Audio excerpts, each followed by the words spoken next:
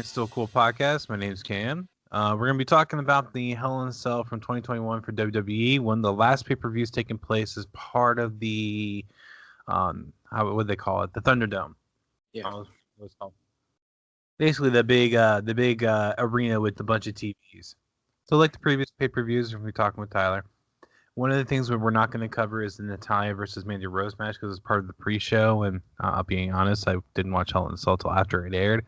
I did see clips of Natalya and Mandy Rose. Didn't look too bad, but again, I'm not going to go too heavily into it since it was part of the pre-show. The first match that was part of the main show was Bianca Belair versus Bayley in a Hell in a Cell match for the SmackDown Women's Championship. Now, I'm going to ask you a weird question. Did you pay attention to the gear that Bianca had? Not really. Okay, so I'm a big WCW fan. Grew up with WCW. The gear had the white, red, and yellow flames all over it, and it looked like old Harlem Heat gear. Really?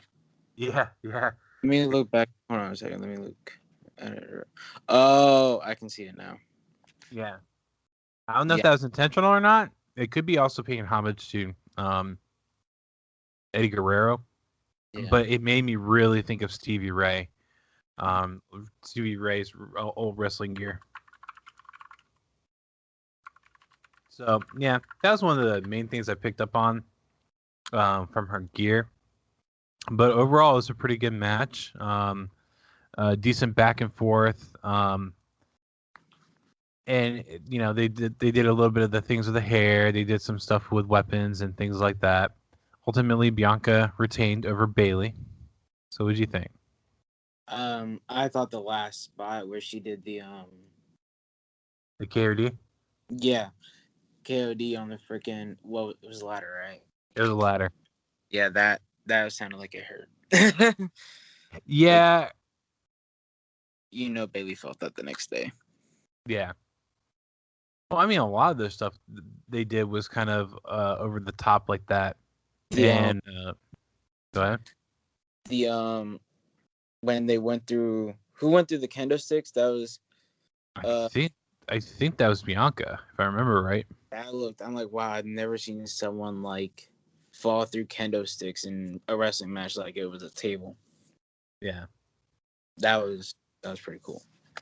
And honestly, the way that they kind of build up this one kind of made sense for Hell in a Cell. Not all the matches were like that, but this match kind of made sense for it to be Hell in a Cell. One of the things that we forgot to mention is they actually moved. So they actually moved Roman Reigns and Rey Mysterio to SmackDown the night before. So WWE, in the span of a weekend, would manage to piss off both the people that they have broadcasting agreements with, because Fox didn't like that SmackDown wasn't going to have matches like that, and the fact that they keep advertising Peacock on Fox TV, because Peacock is owned by NBC, which is a competitor for Fox. NBC didn't like the fact that they moved the match from Peacock to Fox, essentially. So WWE has managed to piss off both of their broadcasting companies. So it'll be interesting to see how they change programming. And I'm sure neither one of them are really happy with how the programming has been for them lately in any way. Yeah, we already know they've probably pissed off USA before, too. Well, USA and NBC are the same company. Oh, yeah. USA is just a subsidiary of NBC, Universal. I don't watch TV that much, so I forget some of those things. It's one of those where it kind of becomes obvious when you see like certain. I'll give you an example. Law and Order will air on NBC, and then the following like month, that same episode will show up on USA. So it's like one of those where they kind of make it obvious. Plus, if you have Peacock, you can see all the USA shows are there, the NBC shows are there, things like that. Yeah. But what was your overall opinion of Bianca and Bayley? It was like I said about Dr. Baker versus Thunder Rosa. I'm not a big AEW person yet. It was one of the better women's matches I've seen, and for a women's Hell in a Cell, it was really good. I'll give them that. Yeah, it was very good. Um, Probably one of the honestly, it's up there with like one of the matches of the night. There's a couple matches that are really really good, and there's others that. Um, the next one ended up being Seth Rollins versus Cesaro. I was actually shocked that they didn't put this one inside of Hell in a Cell. Just because with how much Seth was jumping Cesaro ultimately, Yeah. leading up to this, I thought they would have put it inside of like a cage match or anything like that. But Cesaro was very dominant in this match. There's a couple of spots that they had in there that looked pretty good. There's one that I honestly haven't seen anything like this before, but basically, um, Seth was going for a move. I forgot what move it was, but he caught his right leg on Cesaro's thigh and then did a enziguri to the back of the head, which was innovative. Um, he also did a version during the match. He also did a version of the Pele kick, or they called it over the head enziguri. Um, a lot of innovative stuff like that. Which, when it comes to Seth, I might not like his character, but I'll give him a lot of credit. He is able to do a lot of things in the ring. Um, but it wasn't a bad match at all. The only thing I didn't like about it is there was a quick roll up pin where Seth got the win. Mm-hmm. I'm not a big fan of those when it comes to pay-per-views. Or at this point, I don't even think they put it up on a pay-per-view. If they did, I'm sorry, but if they didn't, Peacock end of the month wrestling event, whatever you want to call it, something like that should have a resolution of some sort or make sense for it to continue on. But a cheap roll-up pin is one of those that it just screams like a Raw TV show. Mm-hmm. Um, which is sad because overall the match was pretty damn good. Yeah. One of the things, because it looked like Cesaro kept going for the sharpshooter. I would like for them to kind of, if they want to keep this rolling until the next event, which I think is Money in the Bank. I'm pretty sure it's Money in the Bank. If they're not both part of the Money in the Bank ladder match, I would like to see them in an Ultimate Submission match. But what's your take on it? I thought it was really good. It was one of my favorite matches of the night, other than the roll up, just because it was back and forth. Like they had moments where both of them dominated, but it was still like very back and forth for the most part. Um, and I just love McAfee on freaking commentary during this match and the Yeah. Zayn match I would talk about later. Just some of the stuff he would say would be freaking hilarious, and that helped this match as well. Um, McAfee comes across like a real fan, which is yeah, helping commentary. yes. Um, but overall, I thought it was really good. I thought Cesaro was going to win, but I mean, Seth winning, I didn't like the way he won, but I mean, him winning is part of how WWE works for the most part. With Mhm. hey, this guy gets a few wins, and then oh, he loses to the guy. 50-50 booking. It's too rampant in WWE nowadays.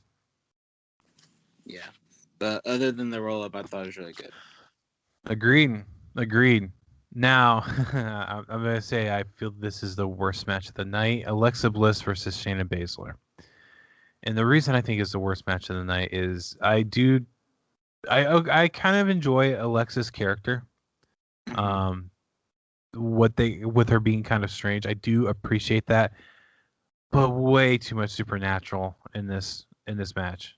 Way too much. At one point, she starts like controlling Reginald, and then another point she starts controlling like Naya, and she makes Naya slap Reginald. Like I don't know that was not something I enjoyed. I didn't really like this match. And it kind of made Shayna Baszler look weak. And Shayna, she was pretty dominant in NXT. She was a former MMA fighter. There's no reason that she should be taking these pins like she was. And at one point, at the beginning of the pandemic, she was breaking people's arms. I don't get it. I don't get it. What'd you think? Um. Okay. To people listening, you know how much I ripped on the Backlash match with the freaking zombies and how much that pissed me off. This was I preferred this over the bullshit zombie match that they had at Backlash. I thought like obviously you and I have different opinions. I know it's meant for entertainment, and I do love Alexa's character, but it did make Shayna look weak, and even the video package made Shayna look weak because she's afraid of a doll. Mm-hmm. Like, I know it's like supposed to be some type of scary doll, but like it made Shayna look weak. I did kind of think that Nia punching Reginald was pretty funny, but It just didn't make sense in the context, is what I was trying to get at. yeah. And they did do this supernatural kind of thing before. Like they did it with the Wyatt family in the New Day, where it looked like Xavier would join the Wyatt family. But at that point, it didn't look as supernaturally off-center kind of stuff like this one did. Yeah, I did like Alexa's different version of it. Looked like Sister Abigail, but it was like a DDT version. Someone did that before, and it was driving me nuts who used to do that because I recognized it. Who? Fandango. It might have been Fandango. Because I think he did a version of it. Yeah, it might have been Fandango, but I like that I don't know what to call it, but it's basically like a corkscrew DDT in a way. Yeah. Yeah, no, it looked kind of interesting, and I definitely like seeing that in there. Because you mentioned Sister Abigail, and I'm only going to make a mention of what happened on this previous Raw, and because everyone's seen it on social media at this point. But basically, what's her name? Nikki Cross is now like a version of the Blue Blazer for some apparent reason. Yeah. And there's been things floating around on social media that's like what we asked for, and it has her dressed as Sister Abigail, and it's like what we get, and it has her dressed as the superhero.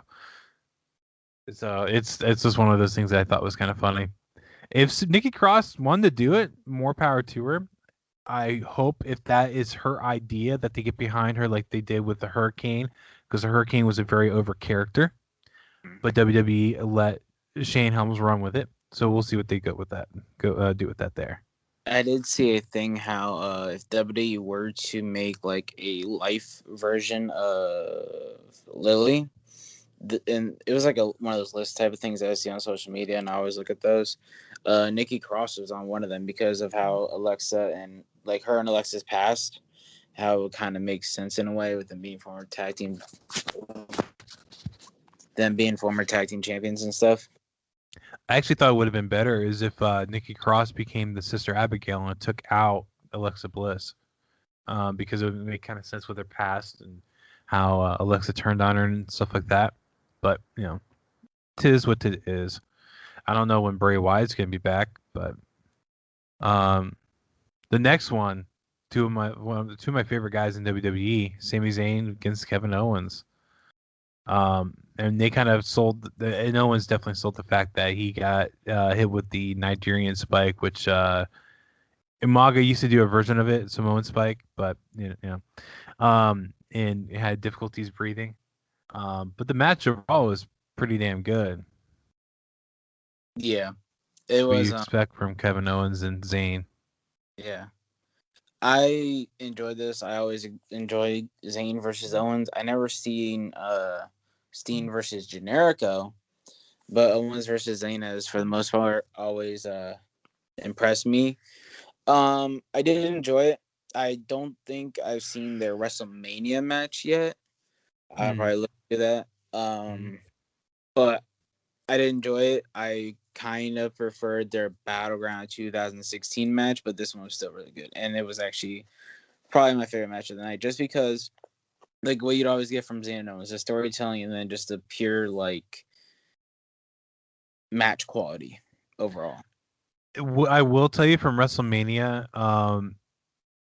the only way I can explain it is Kevin Owens faced him, but it was more or less like he didn't really want to fight him. He wanted to kind of knock some sense into him, kind of thing. And that's where it was.